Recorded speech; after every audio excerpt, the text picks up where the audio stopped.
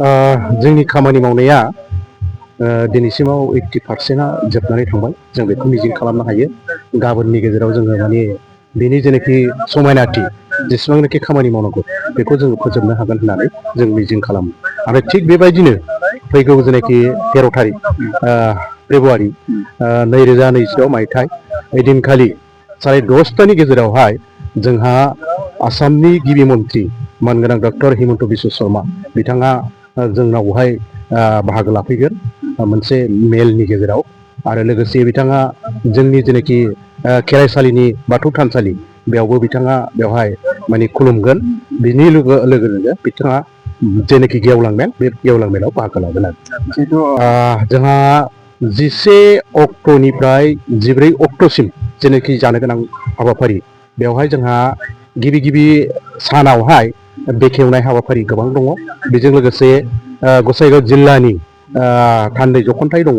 आरो बिनि अखानायै 12 तारिखआव जोंना गुबुन गुबुन जिल्लानिफ्राय आरो बिनिनो आसामनि बाहेरायाव थानाय गुबुन माने ओरैहाय नेपाल थाबाय, बेंगल थाबाय आरो ओरै नागालेण्ड थाबाय बिथांमोननि जेनाखि बाहागो लानो फैनो गोनां जेनाखि थान्दै बिथांमोनहा 12 तारिखआव बयबो बहाय फैनानै बाहागो लाफैगोन। आरो बिनि लोगो लोगोनो मोनाबिलि समावहाय मोनसे डेलिगेट सेसन दङ।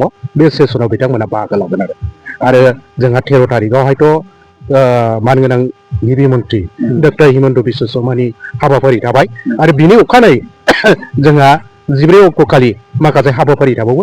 बेखौ जाहैबाय जोंना बेवहाय गारजा होनाय लोगोसेयै खेराइनि जेनाखि हाबाफारि बेखौ मावफुंनानै जों लागोन आरो बेवहाय जोङो माने मिजिं खालामनो हायो जोंनि जिल्लानि आरो बिदिनो गुबुन गुबुन जोंहा जिल्ला थाबावबाय आरो गुबुन जेन'बा रायजोनिफ्रायबो फैनाय बेवहाय खमावबाबो माने 5,000 7,000 बाहेरानिफ्राय जोंनि बाथौ सिबियारिफ्रा बेवहाय बाहागो लागोन। आरो लोगोसेयै जोंनि खाथि खालानि जेनाखि जानो गोनां 13 अक्ट'नि जेनाखि गेवलां मेल बे गेवलां मेलावहाय 15-20 गासै सुबुङा बेवहाय बाहागो लागोन।